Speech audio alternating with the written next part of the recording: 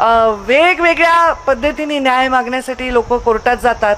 मला बऱ्याच वेळा असं होतं की सोशल मीडियाच्या माध्यमातून खोटे आणि फेक अकाउंट काढून लोक जे ट्रोलिंग करतात किंवा चुकीचे यूट्यूबचे चॅनल्स तयार करून ज्या पद्धतीने खोट्या स्टोरीज तयार करतात।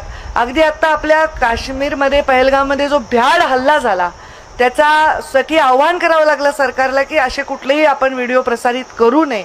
तर ही जागरूकता नागरिकांमध्ये असावी, यासाठी काहीतरी चांगला कडक कायदा असावा जेणेकरून जे संविधान जपण्याची जबाबदारी नागरिकांनी पण तेवढीच पेलली पाहिजे। अशा प्रकारचं काम व्हावं पुढचं भविष्यामध्ये, अशी विनंती या निमित्ताने मी न्यायमूर्तींना करते आणि त्यांचं मनापासून स्वागत करते। हे माझं भाग्य आहे की मी मंचावर त्यांच्याबरोबर मला बसता आलं आणि मी त्यांचं खूप खूप माझ्या परळीमध्ये स्वागत करते आणि या न्यायालयाच्या पूर्ण इमारतीला आणि त्याच्यासाठी लागणाऱ्या भविष्यातल्या सगळ्या गोष्टींसाठी जशी मी मागे उभे राहिले होते तशीच भविष्यात सुद्धा उभी राहील असं या निमित्ताने मी शब्द देते आणि माझ्या वाणीला विराम देते। धन्यवाद।